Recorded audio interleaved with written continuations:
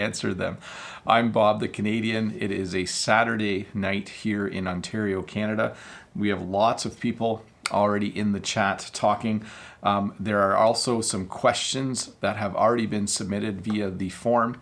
I have to apologize though, I deleted some of the questions by accident. So thanks Ajne for putting your first name there. I know you had a question about how I would say it. Let me just check my audio. Sounds like everything's working great, so we'll just go with that. So anyways, the way this works is my buddy Todd will post a link. Actually, he just posted it. He will post a link. You can follow that link to a form where you can ask me any question you want about the English language, and I will answer it for you. And I will try my best to correct the question if you've made some small mistakes. So I'm going to start with the first question. I accidentally deleted a few because I was clearing out my question list. But Ajne wanted me to pronounce his actual first name, which is, I think, Deekshanj. I'm trying my best, Ajne. If you scroll back in the chat, you'll see Ajne put his name there, Deekshanj. So hopefully, I know the second A is supposed to sound like father, so hopefully I pronounced that correctly. If not, I'll have to figure out how to pronounce it. Second question is also from Ajne.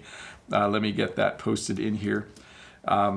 Oh, my chat's kind of in the wrong location there. It says, Ajne says, what is your favorite letter of the alphabet and why? My favorite letter is K, and I like it, and I like the way it looks, but it's not as common in English. And Ajne spelled common with a K there, just, I think, to be tricky. So my favorite letter of the alphabet, I'm not sure, but did you know in Canada we say Z instead of Z? So we say the letter Z. The alphabet ends with the letter Z. I think we say it the same as they do in the UK or in Britain. In America, they say Z.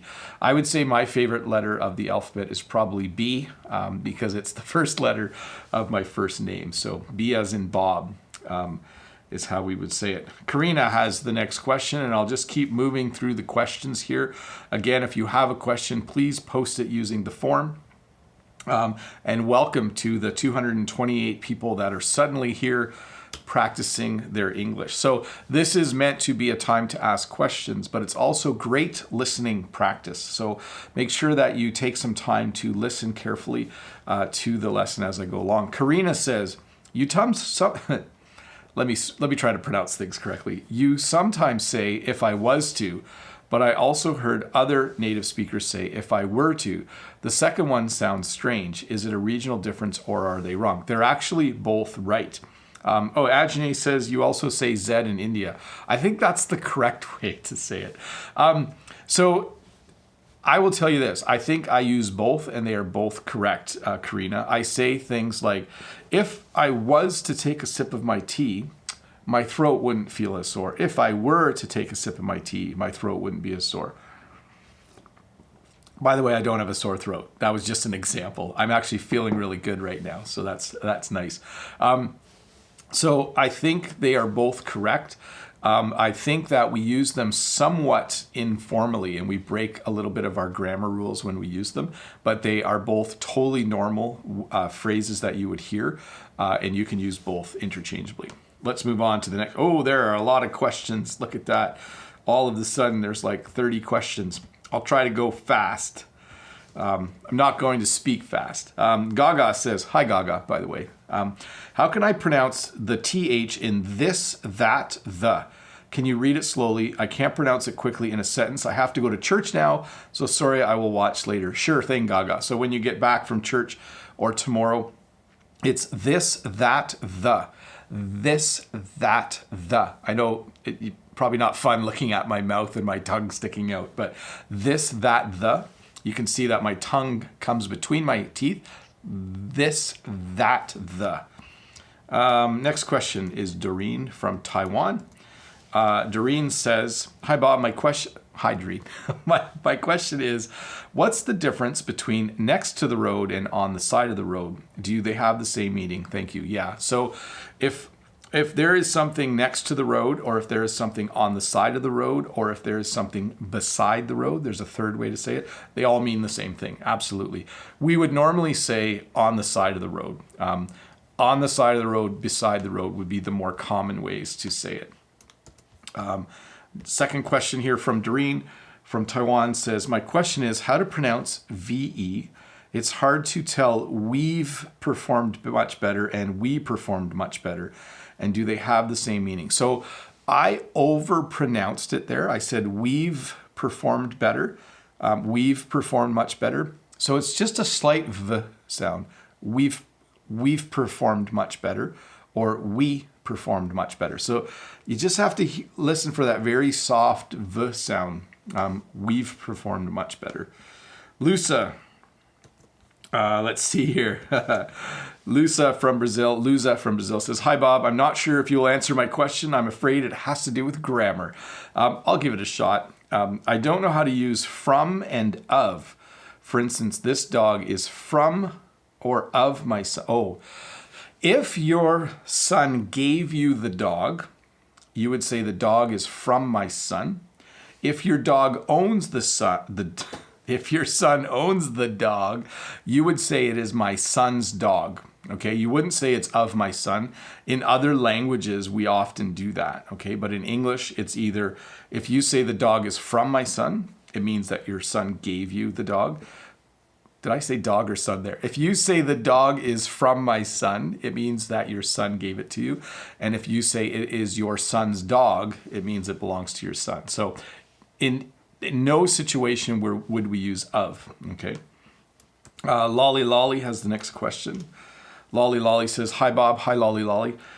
Please, oh, and by the way, Lolly, thanks for the super chat yesterday. Lolly donated a super chat. It was awesome. I remember it still today. Lolly says, what's the difference between hard, difficult, and tough? Well, they are almost all the same thing. When I drive to school in the snow, the driving can be really tough. The driving can be really hard. The driving can be really difficult. So I can use all of them, okay? They all work just fine. And they mean about the same thing as well. Henry from Taiwan says, hi, Bob. I am perplexed by these two words.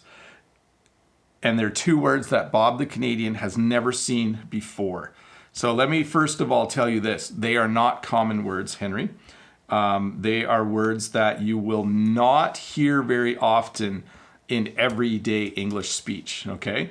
So the first one is, I think, impecunious, and it's having little or no money. We would just say that you're broke or flat broke to describe that scenario. And then the second one is probably, I wonder if it's an opposite, is extremely poor, so penurious. So first of all, Henry, you have found two English words that I did not know. And I will tell you this, I have a university education. I read all the time, and I will be completely honest with you.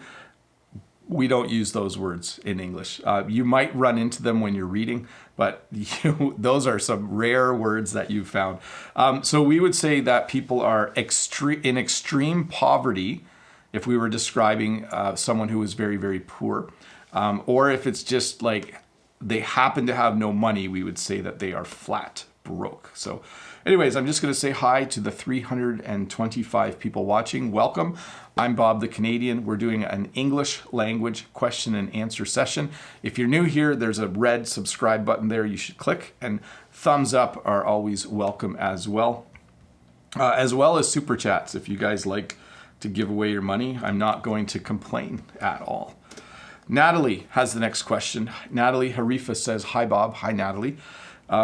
Is there any difference between all of a sudden and all of the sudden? No, we say both of them. So all of a sudden, someone jumped in front of me. All of the sudden, someone jumped in front of me.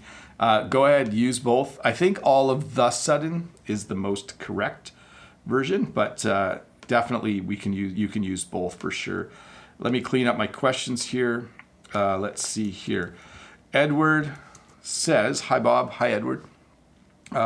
Why do native speakers sometimes say to pick out and other times they say to pick? So when I pick out, a bunch of bananas because I eat a lot of bananas.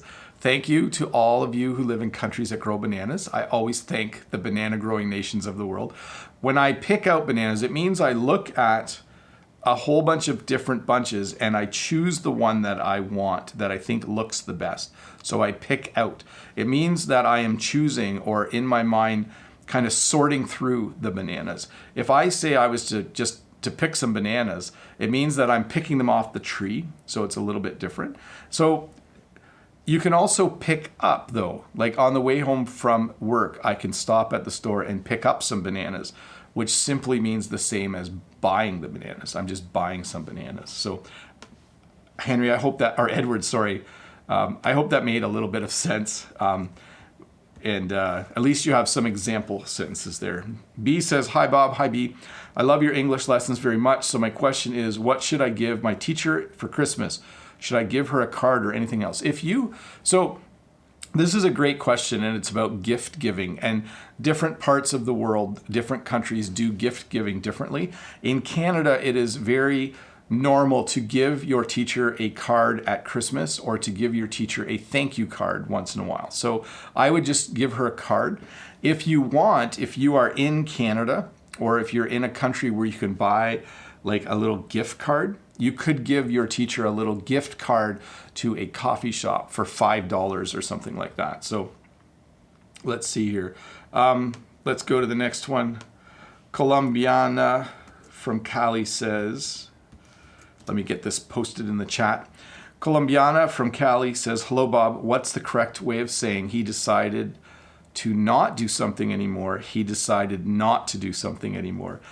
You can say both. He decided to not do something anymore. He decided not to do something anymore. Both are fine. The first one's a little wordy, but there's nothing wrong with saying that. So totally fine. Let's see here. Ulysses, hi Ulysses, says, I'd like to know about words like gonna, wanna, gotta, that are how native speakers talk in real life. That is definitely how we talk in real life. In fact, I try to speak really clearly when I make my videos, and I still say gonna, gotta a lot. I say, oh, I'm gonna go to town right now, or I'm gonna go to a store. I gotta get some groceries. I wanna buy something nice for Jen today. So again, for those of you listening, gonna is going to, okay? I'm going to go. It becomes, no, I'm gonna go. Yeah, I'm doing that right. So I'm gonna is going. I wanna is want to. And I gotta is I have to, or I've got to. So we do certainly condense our speech sometimes like that. Let's see here. Renata says, hi Bob, could you please explain the expression shine someone on? So you can, I'm not sure if this is what you're talking about, but you can take a shine to someone. And that means, if you take a shine to someone, it means that you like them, okay? So I haven't heard the phrase that you were asking about, Renata, but that is what, if you take a shine to someone, it means that you like them. It's a bit of an older phrase, but it's definitely one. So Flavio says, hey Bob, I am Flavio from Rio de Janeiro. Hi Flavio. How should I answer the question, what's up? So I often just say not much. If someone says what's up, I just say not much. And it's kind of just a polite way of greeting someone. It's almost the same as saying hi. You don't always say exactly what is happening in your life. So if someone says what's up, you just say, oh, not much. So if someone was to phone me on my phone, and they said, hey, what's up? I'd say, oh, not much. What's up with you? And they would say, oh, not much. Do you want to go out and have a coffee? Sure. So it's kind of a funny phrase, actually, what's up? You can answer it by talking exactly about what you're doing, but you don't have to. You can just say not much. Saeed says, what are the differences between let it go, let it be, so be it? They're almost all the same. So let it go or let it be means stop worrying about it, stop thinking about it, just let it go, just let it be. Maybe you want to argue with someone, like they think something is true and you think it is not true, and your friend might just say, hey, just let it go. just let it be, okay? But when you say so be it, that just could mean that you agree to disagree. You might just say to someone, you know, so be it. I'm not going to argue with you anymore. You have your opinion, I have mine. So the first two, let it go, let it be, mean the same thing for sure. The third one, slightly different. Let's see here. Edward says, Bob, is it necessary to use of in a phrase like a couple of days? Sometimes I hear you saying the phrase without of. So in a couple days, I'm going to go back to work. In a couple of days, I'm going to go back to work. Yeah, so we probably drop the of sometimes. We say it a number of ways. So in a couple days, I'm going to go to work. In a couple of days, I'm going to go to work. Or in a couple of days. Probably the third one is the most common. In a couple of days, I'm going to go back to work on Monday because the weekend will be over and I have to go back to work on Mondays. Let's see here. Renata says, what do you call somebody who is from the same country as you? I don't know. We could say fellow countrymen. That sounds kind of old though, because it uses the word countrymen, which we don't use anymore. But certainly you could say, oh, this is one of my fellow countrymen. Even if it was a woman, you would say one of my fellow countrymen. We don't say countrywoman. I'm trying to think, Renata, if there's another word. My fellow Canadian, you could say that. You know, my fellow Canadian. Like I could say Todd is my fellow Canadian. It means he's from the same country as me. And if I was from France, you know, I could say that the same thing. Let me clean up my questions here and we will get to the next one. I'm going to just jump ahead a little bit. Let's see here. If I miss your question, it might be just hard to explain in a live lesson. So Jesse says, how are you, Bob the Canadian? You are doing a great job. I really appreciate your efforts from the bottom of my heart. What is the basic language of the province of Quebec? Or what is the most common language? So in Quebec, if you live almost anywhere in Quebec, French is the most common language in the province of Quebec. If you live in Montreal, there are areas of Montreal that speak English, and there's areas of Montreal that speak French. So that's the biggest city in the province of Quebec. Next question. Bruno from Itaborai says, hi, Bob. You are doing an excellent job on YouTube. Thanks, Bruno. Have you considered, I'm correcting there a bit, have you considered starting an English course someday? I think it would be awesome, or it could be awesome. You could say that both ways. I've thought about it, but I have a job and I love my job right now. So I just am content right now to make a movie or a video each week and to do a couple live lessons. So I haven't thought in detail. Maybe through the winter, I will think about if I did start an English school online, what it would look like. So we'll see. Hammoud from Saudi Arabia. Hi, Hammoud. Thank you for being here. Why do you think English learners cannot make progress and go to an advanced level? Thank you. So probably the most challenging thing about getting to an advanced level of speaking is finding a native speaker to talk with almost every day. And I've explained this a bit before. You can become an advanced reader, an advanced writer of English, an advanced listener, and you can become an advanced speaker of English. But usually to get really far on speaking, to become really good at speaking, you need to find a partner. That's usually very, very important. And that's why some people find they have a bit of a roadblock and they find it difficult. Lolly has the next question. Lolly says, hi again, Bob.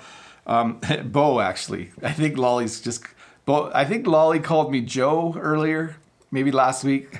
And then tonight I'm Bo. I have several names. Bo, Joe, Bob. And I'm laughing, Lolly. I find it funny. Are likely and probably synonyms. Excuse me. I'm talking into my cup here.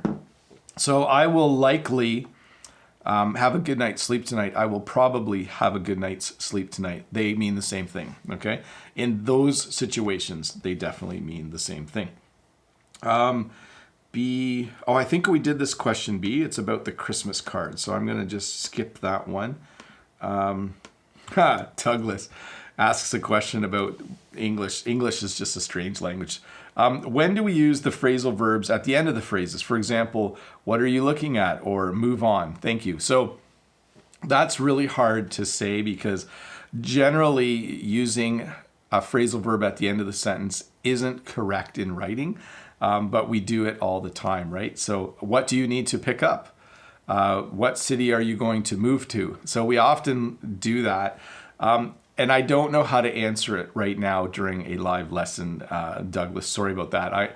I'll have to do a longer lesson on that, on how to properly end your sentences with phrasal verbs or with prepositions, which you're typically not supposed to do, but as English speakers, we do it all the time. So let's see here. I see a lot of questions coming in the chat. Please make sure you use the form to ask your questions. And please use the chat to talk to each other. That's the best way to use the chat.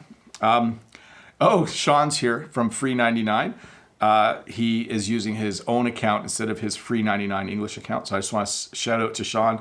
Welcome, Sean. I'm not sure why your other account's not working. Hopefully you can get that fixed. Anyways, Michael San Jose says, good evening, Bob and Todd. What's the difference between stress and intonation? So I don't know. I know that when I say a word, both of those refer to pronunciation. So sometimes you stress certain syllables in a word. So when you say a word, if it has two syllables, one will have more stress than the other. So it will be stronger and harder than the other syllable, which will be softer and maybe quieter. And then intonation, you'll have to look up the exact scientific definition, but your intonation is part of your pronunciation. So I would look those two up. Believe it or not, even though I try to answer questions endlessly, I don't actually know everything. I would say I know quite a bit, but sometimes I don't know things. Like those two words earlier, that was fun for me to see two words that I hadn't learned before. Let's see here. Kleber says, hi, I'm from Brazil and I'm a beginner in English. Well, welcome, Kleber. I live in farm too. Oh, that's very cool. I need to get more vocabulary about farms. Can you help me? So I had promised to do a video on farms earlier this summer and I didn't do one. But I will try my best to do another video on farm vocabulary, Kleber, to help you out a little bit. Maybe I'll do a live lesson on farms. That might be pretty fun. It's a pretty narrow topic. It's a broad topic, but there would be not very much interest. But I will try and see if I can do something like that. Okay, I got lots of questions here. I better keep moving. Let's see. Gonna just got a couple grammar ones in here, and I don't remove questions because sometimes the questions are too hard to explain in a short amount of time. So if you don't see your question come through, it's because I decided it might take too long to explain. So sorry about that. Suhana says, I saw a few prepositions come after the phrase good luck, so blank exam, such as for, on, in, with. Which one is correct? Well, I would say good luck on your exams. If my students were writing tests or exams, I would say good luck on your test, good luck on your exam. That would be the most correct way to say it. Notice I have a different mug. I think my other mug's in my van. I really hope that I didn't lose it because it's my favorite mug. I've had that same travel mug in my live stream for a long time. So Renata says, how do you pronounce hypotenuse? Please, and then explain it. I'm kidding, no need to. Well, it is pronounced hypotenuse, and the hypotenuse, if you have a right triangle, the hypotenuse is the side across from the 90-degree angle. See, I explained it, Renata. You said I didn't need to, but so if you have a triangle, right, like this, and this is the right angle. This angle is 90 degrees. Across from the right angle, this side of the triangle is called the hypotenuse. That's how you say it. Also, I think a squared plus b squared equals c squared. Let's not start teaching math though, because people will leave if I start teaching math. Let's see. Next question is from Talis. Hi, Bob. Please, what's the difference between I have, I've got, I got? So I have a remote control. I've got a remote control. And I can say I got a remote control, but that's not really proper English. We do say that, but I would either say I have a remote control in my hand or I've got a remote control in my hand. If you say I got a remote control in my hand, it makes you sound, I don't know, less intelligent, maybe? I'm not sure. Kenny says, I'm trying to read this question. Kenny says, hi, Bob. How are you? I'm good, Kenny. My question is, why I cannot catch the voice from someone speaking with me. Hard to help me understand them. Thank you, Bob. So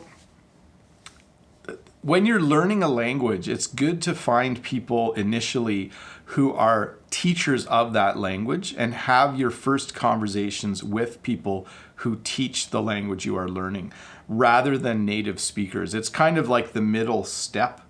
You know, you go from practicing your English to having conversations with someone who is really good at teaching the language and then a native speaker, because that trains your ear and your brain.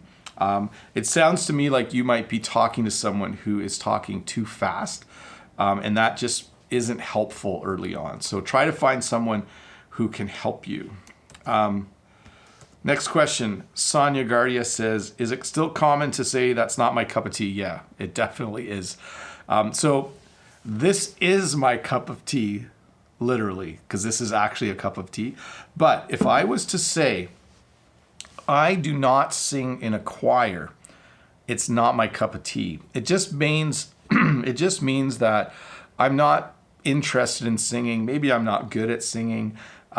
Being in a choir is not something that sounds exciting to me. So I would say it's not my cup of tea. So totally common phrase, totally used still. Absolutely. I actually just heard it on TV the other day. In fact, most of the phrases that I teach on my other channel, on my really short English lessons channel, are phrases that I hear throughout the day. And by the way, I do teach really short phrases on TikTok as well. If you search TikTok for Bob the Canadian, you can find me there as well. If you're one of those younger people that uses TikTok, go have a look over there. Let's see here. Alexi. Oh, Alexi just gave me a phrase I can use this week. Hello, Bob. How are you? What does the phrase strike a chord mean? Well, if something strikes a chord with me, it means it's something I agree with. Okay, so I'm just going to double check if there's another meaning. But strike a chord is 3 notes played together and it sounds beautiful in music.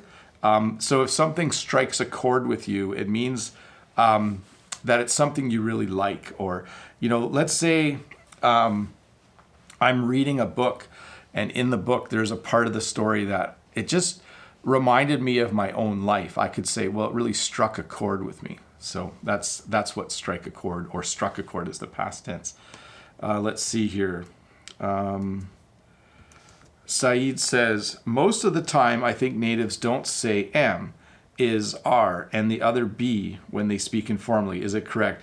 It really depends. Sometimes we speak quickly and it sounds like we're not using some words, but we actually are. And a good example is the difference between me saying I can sing or I can't sing.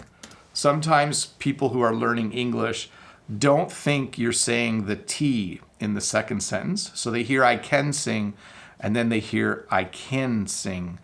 But it's actually I can sing and I can't sing. There's just a little... So you just have to listen a little closely. If you can slow down the audio, if you have a recording, sometimes you can hear the sounds coming out. Next question is from, I think Julie Glaslova says hello. Hello, Julia, or Julie, sorry. Please, do you have several examples for the word self-conscious and appealing? I don't know how to use it. So when you're self-conscious, think about if you have to go in front of a group of people and talk to them, you would be self-conscious. That means that you're going to think about your hair and your clothes, and you're going to think about, oh, I hope I sound okay. I hope people like me. So when you're self-conscious, you're thinking about yourself, and as it goes, I'm trying to say this correctly. You're thinking about yourself in a situation where you know other people will be thinking about you. And you definitely would want to have some appeal to people, and you would want to be appealing, which means they'll like you. Okay, so when I make YouTube videos, I try to make them appealing. I try to make them be something people will like watching. So let me see here. Martin has the next question. Martin says, what's the difference between quick and fast? We use them almost always interchangeably. So you could say that, wow, he's really quick, or wow, he's really fast. If you saw someone running, you could use both. I think technically fast is faster than quick, but it doesn't matter. You could definitely say to someone, hey, go get me a hamburger. And then shoop, shoop. If they came back instantly, you could say, wow, that was really quick. Or you could say, wow, that was really fast. So you could use both. Hey, I'm just going to pause one more time to say, if you haven't subscribed, you should. There's a red button there. I do a video every Tuesday. I do a live lesson every Friday morning. And I do a live lesson every Saturday night. But you should know there's no live lesson this coming Friday. I actually will not have time this coming Friday. I have a meeting the same morning I normally do a live stream. So no live lesson this coming Friday. But normally, if you subscribe, you'll get and there's a little bell you can click. You'll get a notification, and thumbs up are always welcome. And welcome, of course, to the 470 people watching. You guys are awesome for stopping in. I'm Bob the Canadian, by the way. Let me just clean up my questions, and I will get to the next one. I just made a mistake in my spreadsheet. One moment, please. I keep clicking everything wrong. Let's see here. Here we go. Paulo Ricardo says, what is the difference between British, American, and Canadian English? So first of all, Canadian and American English sound very much alike and are very, very similar in my opinion, okay? The Canadian accent and the American accent, because our countries are right on top of each other, and we share music, and we share TV shows, and we share movies, our English is very, very similar. But when you write Canadian English, we use some of the same spelling as they do in British English, but certainly the way they sound, I would say Canadian and American English are very close cousins, and British English has a very distinct accent. When I hear British English, it's very distinct. If I hear an American talking, I can kind of hear that they're American, but it's a very slight difference. So, Doreen from Taiwan. Doreen from Taiwan says, hi Bob. Hi Doreen. Thanks for your teaching. No problem. My question is, what's the difference between inappropriate and inadequate, cost and expense? Thank you. So inappropriate is when you do something that's not right. Okay, so it would be inappropriate for me to swear while I'm teaching my classes. Okay, a teacher shouldn't use bad words, so it would be inappropriate for me to swear while I'm teaching students. The second word you asked about, inadequate. If I didn't do my job well, you could say that I was inadequate as a teacher. It means that I don't have all the skills to be a teacher. Your next one are cost and expense. So a cost would be, what is the cost of doing business? What is the expense? They're somewhat similar. I think rather than me explaining cost and expense, you should probably look up on Google a definition of each. They're slightly different, but they refer to spending money, okay? Businesses have a lot of costs. Businesses have a lot of expenses. So in that situation, they're very similar, but there are some times when they're just a little bit different. Michael Campisi. Hello, Bob. Michael from Brazil. I'm your fan. Thanks, Michael. Thanks for your videos. No problem. is it correct to say my first degree? Okay, so here's the correct way to say this. My first degree is in logistics, okay? That's how I would say that. So my first degree is in teaching, okay? My second degree is in French. So you would say my first degree is in logistics, okay? Another way to say it would be I studied logistics in university or college. Let's see. Next question. Sahuna says, hi, Bob, I was born. The word born in this sentence, is it an adjective like I am hungry, or a verb in the passive form, or is it a noun like the birth of a person? I don't know how to answer that one. I am not someone who has a perfect understanding of English grammar, even though I'm a native speaker. I would say that if you were to say the sentence, I was born, both of those are actually verbs, okay? Because you're referring to the action of being born. But you should look it up, and I'll look it up as well, and maybe I'll post it in the comments below. But it's tricky sometimes. If I was to say I was healthy, I was hungry, I was born. Yeah, it's definitely a verb. I'm going to go with verb. Awful has the next question. Awful says, I used to be scared to go to English online job interviews, but now that I face it without fear because I'm always watching Sir Bob's live stream. Thank you, Sir Bob. Well, thank you for calling me Sir Bob. That's called an honorific in English. You are honoring me by giving me the title of Sir, so thank you very much. And I think you're kind of right. Watching a live English lesson like this is probably good for your training for an online interview. It's not exactly the same, right? Because I do all the talking and you don't get to talk very much. But it at least lets you get comfortable with using technology. So Nathan GR says, hi, Teacher Bob. Hi, Nathan. How do we say we are 5 hours behind or 5 hours ahead? That's how you say it. I didn't read what you wrote. So I would say we are 5 hours behind, or we are 5 hours ahead. So for instance, Sean from Free 99 English is actually, I think, 2 hours ahead of me. I'm trying to get this right. So we're talking about time, right? Time zones. So I think that for me, it is 7:37 p.m. I think for Sean from Free 99 English, I'm pretty sure it's 9:37 p.m. So I would say that Sean is 2 hours ahead of me. Okay, that's how we would say it. So you use ahead and behind. Roy has a great question here. Roy says, words like majority, electricity, curiosity, possibility, how do you pronounce them? And say possibility. So let me repeat those words for you, Roy. Majority, electricity, curiosity, possibility. That's how you pronounce them. Thanks to Ivan Jesus for the super chat. I've been getting more super chats during my live streams, and I will just say I appreciate them. I often encourage people to not give me money, but when you do, I have a really good use for it now. In order to do live streams from the farm, I have to have fairly expensive internet, okay, because I live out in the country.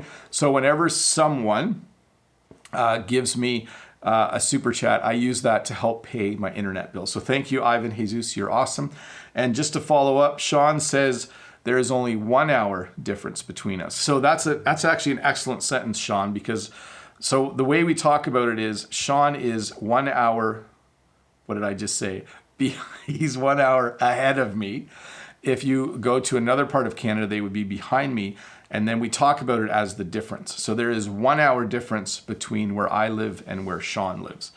But either way, where Sean lives and where I live, it's totally dark at night at this time right now. Dark and cold. It's getting dark and cold at night. Next question is from Alan. Hi, Bob. My question is, how to ask when a store is open and when it is closed? Thank you. So if you were calling a store and you would say, hey, this is Bob the Canadian calling. I wanted to come in and buy a new camera. What are your regular hours? What are your hours? You could say, are you open right now? You could say, what time do you open tomorrow? If they were closed, but you still got a hold of someone. So those would be all the ways that you could ask. And you could also say, hey, I want to stop in and pick up a new camera lens today. What time do you close today? How long are you open till today? This is my phone, by the way. This nice phone, eh? Say, so how much longer are you open today? How long are you open today? All of those would be good ways to ask how long a store is open. Let's see here. Next question. Sorry, a little bit of quiet there while I think for a second. The question is from Hadar, and is my fan. Thanks, Hadar. Hi, Bob. I just need motivation. I'm in my last year of high school. I need to get into university, and so I have to work hard for my university exam. Just motivate me. I don't know how to explain. Thank you. You know, the easiest way for me to motivate you, and I've told other people this before, is don't look at the whole job, okay? Look at, what do I absolutely need to do right now, okay? And here's how I motivate myself. If I have to do 10 things in a certain day, I do the things if I can do it in any order I want, I do the things I don't want to do first. So I usually get up and I do the things I don't want to do first. So first of all, don't look at the big picture. Try to break it into small steps and just do one step at a time. And that's the only way I can motivate you. And the other thing is this, think about yourself in the future looking back on you right now. And you should always make your future self happy. So a good example is, believe it or not, sometimes I don't feel like making a video.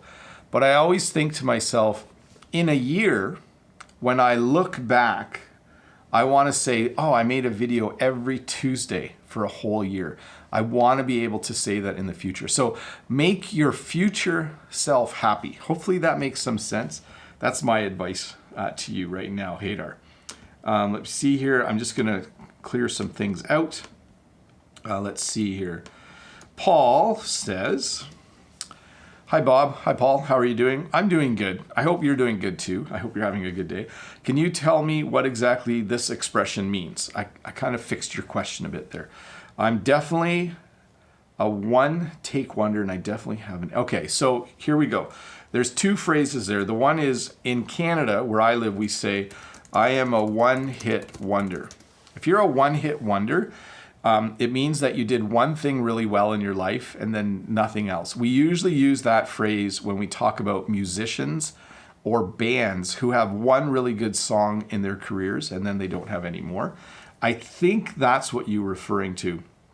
And when you say that, you know, I have a good angle on something, it means that, let's say you want to buy tickets to go to a concert, and you know the person who sells the tickets. You can say, oh, I got a good angle on getting good tickets. It just means that you know a way to do something that might be better or more efficient than another, meaning of have a good angle. So I'm just looking it up to make sure there's no other definition.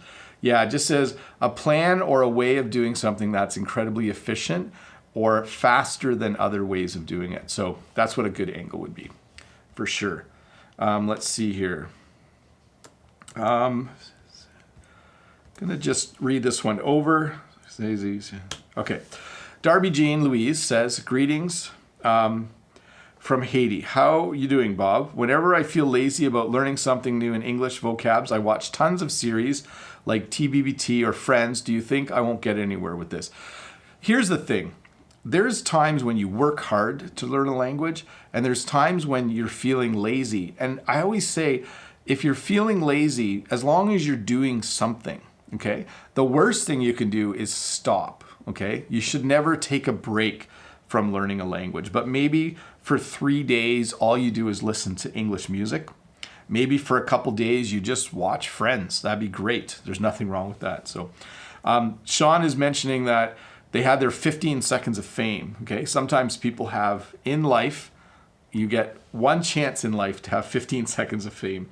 And everyone knows, I forget the name of the guy.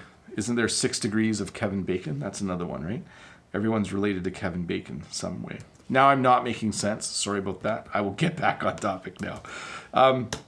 Priya Newt says, hello, Bob. This time is good, not early for me to wake up. Thanks. When someone says, how's it going? What should I answer? I just say it's going good, whether it's going good or not. I know that sounds like a lie, but generally, the better you know someone, the more honest you are about answering the question, how's it going? Okay. So if, for instance, if I was on a Skype talk with Sean from Free 99 English, and if Sean was to say, how's it going? I would say, oh, it's going pretty good. Because Sean and I know each other a bit, but we don't know each other like from years and years. We just know each other because we both teach English on YouTube. So I would just say, oh, it's going good. But if my brother said, how's it going? My brother, who I've known for many, many years, I would probably say, not so great, actually. The other day, and I would explain something bad that happened. So it depends on how well you know someone, for sure. Next question. Franklin has the next question. Hi, Bob. You rock in Canada. Thank you. You use the expression happy camper or sunny to refer to sunglasses. So a happy camper is just anyone who's happy, okay? Especially if they're doing something they really like. So, for instance, when I watch a really good movie, I'm a happy camper. I'm not actually camping.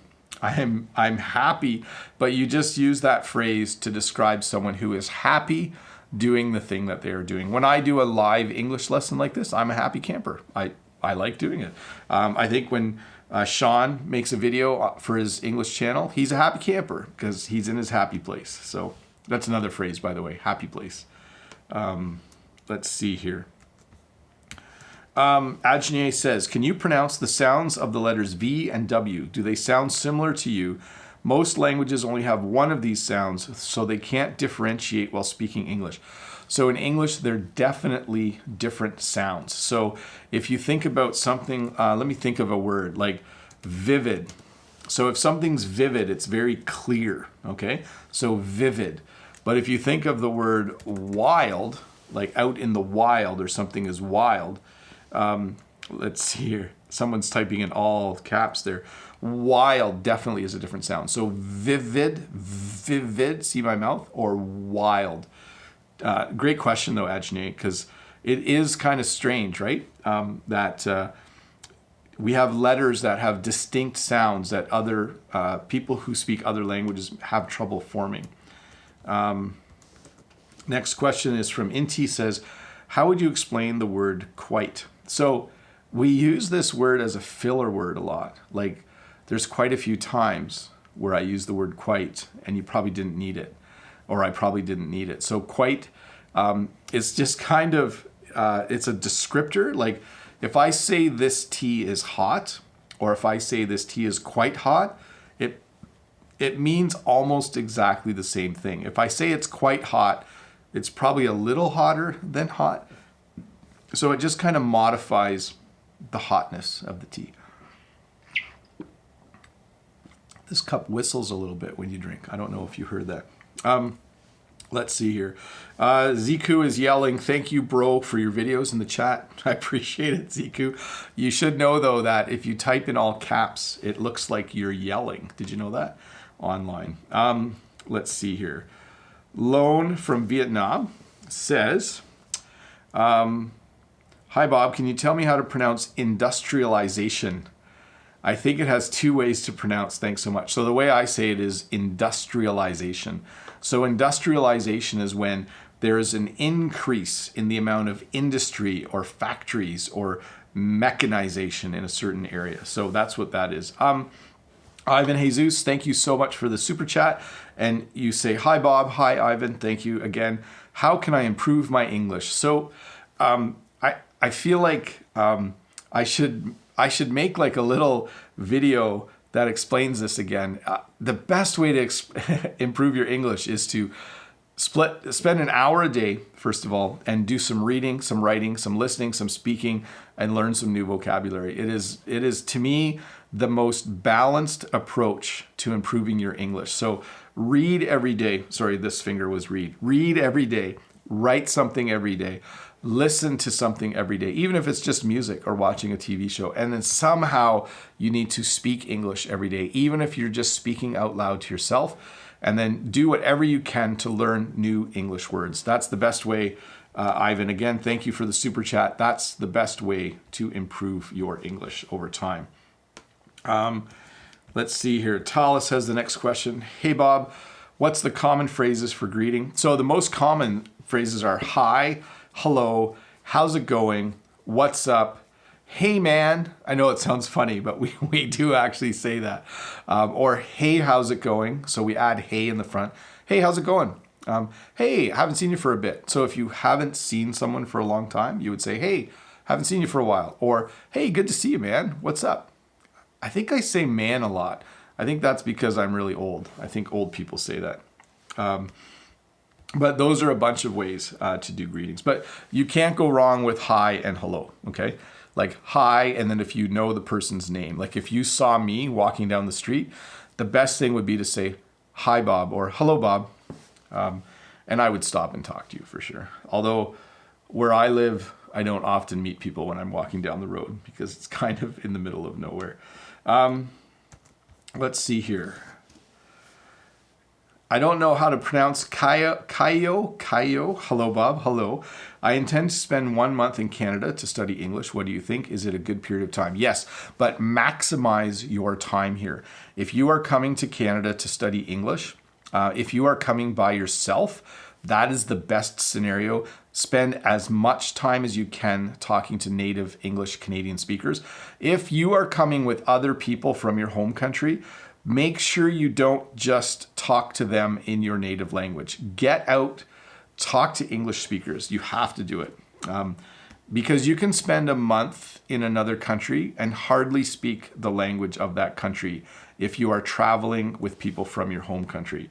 I know because I lived in Quebec for several months when I was younger, and I had to intentionally ignore people who were speaking English, and I made sure that I only spent time with people who spoke French. Let me see here. Camilla says, what was your approach in learning French? Could you rank your most useful techniques? So here's how I learned French. I learned French in high school, and then when I was in my 20s, early 20s, I lived in Quebec City for about 9 or 10 months. But I needed to improve my French about 7 or 8 years ago. I did Duolingo French all the way from the beginning to the end. I used Memrise, which helped me learn a lot of vocabulary and review my vocabulary.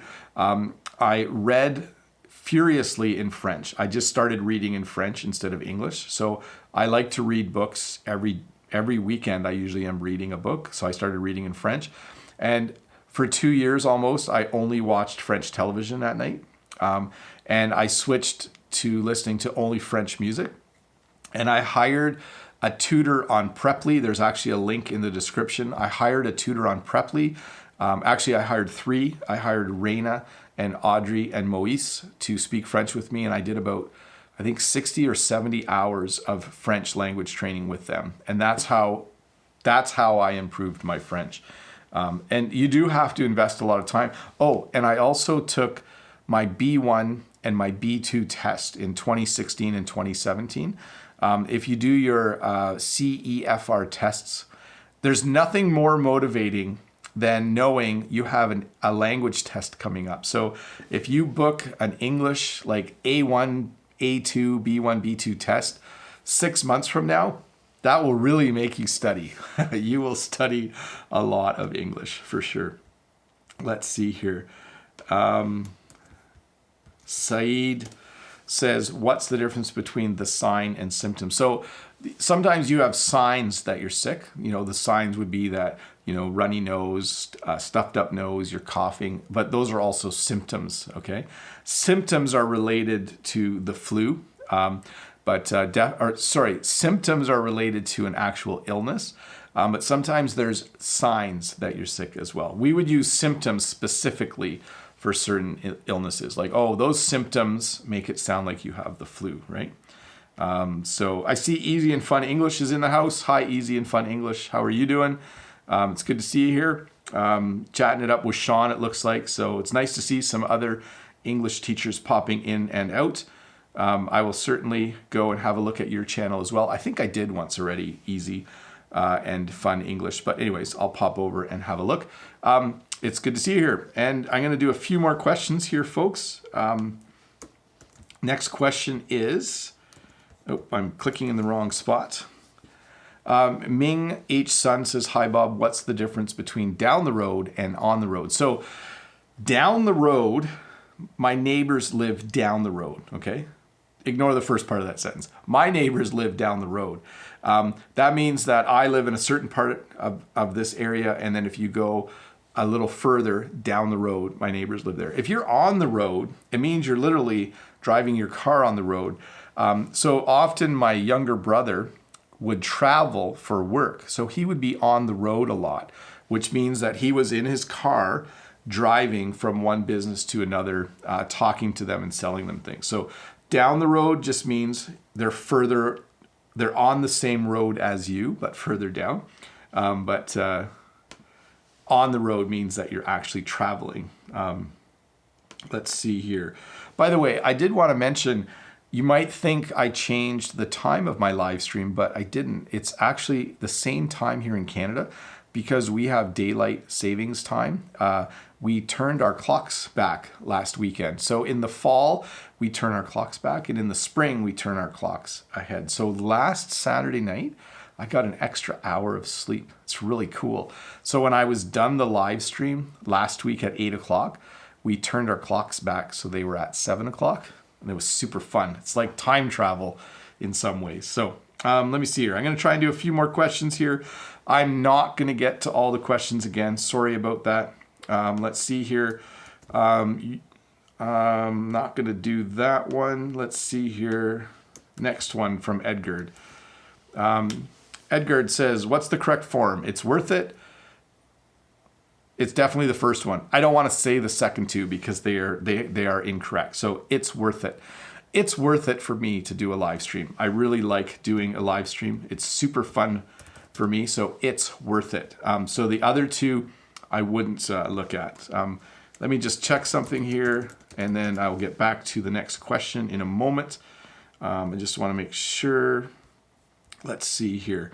I'm just checking something on the technical front because I feel like something wasn't working right, but it is now, so that's good. Let me do the next question. By the way, here is the link to last Tuesday's video.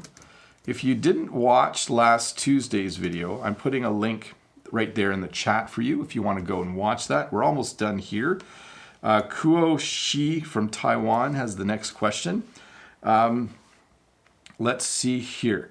Hi, Bob. What is the difference between hiking and climbing? So hiking is simply walking out in the forest or on trails where you're wearing hiking boots. Maybe you have a hiking stick or a walking stick.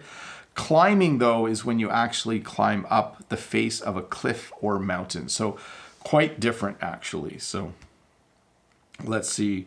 Let's see here. Doreen says, Doreen from Taiwan says, hi, Bob. Probably and plausible. Which do you use more frequently? We use probably. They mean almost the same thing, right? It's probable that I'll do something. It's plausible, right? But we use probable and probably a lot more often. I think that's what you were asking. So let's see here. Alessandro says, hi, Teacher Bob. I watch your videos every day, even when I'm working. Well, that's awesome. I hope you're allowed to watch my videos at work. I learn a lot from you. Congratulations. Well, thank you, Alessandro. That's awesome to get that feedback from you.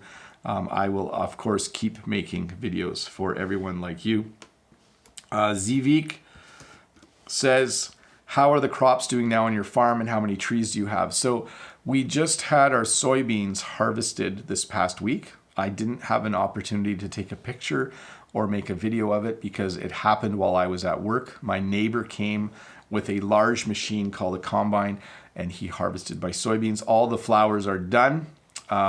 So we don't have any crops out in the field anymore. We're ready for winter. So we're ready to hunker down. That's kind of how we describe it. That means you stay in your house while the snow flies. In fact, in a couple days, we're supposed to get a big snowstorm, one of the first snowstorms of the year. So we'll see what that is like. Should be lots of fun. Alex gets to have the last question of the night. Alex says, "Hi Bob, is the pronunciation of the T in the word often a feature of Canadian English?" It's a feature of speed. So when I say the word often, I use the word often a lot, by the way. I use it often. There we go. I am supposed to say the T. If I was speaking in front of a group of people and I was trying to sound clear and make sure I pronounced everything properly, I would say often. But when we speak quickly, we tend to say often, okay? I often forget to say the T. So if you hear me speak slowly, I will say often. But if you hear me speak quickly, I will say often. So that's the difference between the two there.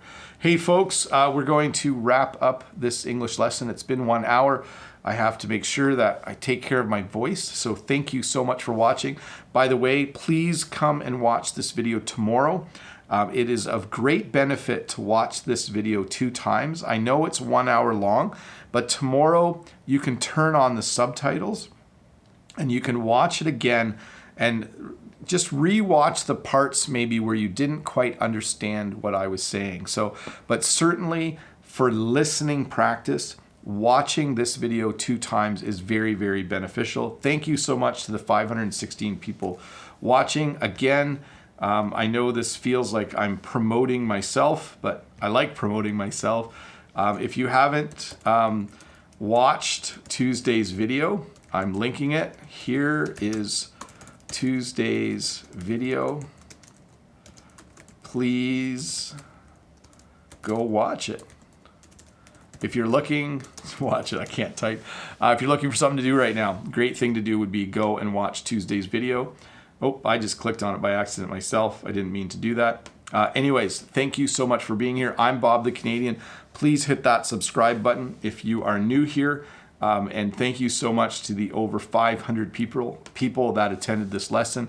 That's very awesome. I might even actually go out right now, so I gotta hit this button to hit stop because I might go out to an auction sale. Do you know what an auction sale is? I'll explain it in another video, but they're fun. I might go out tonight to an auction sale. Thanks for watching. Have a good night.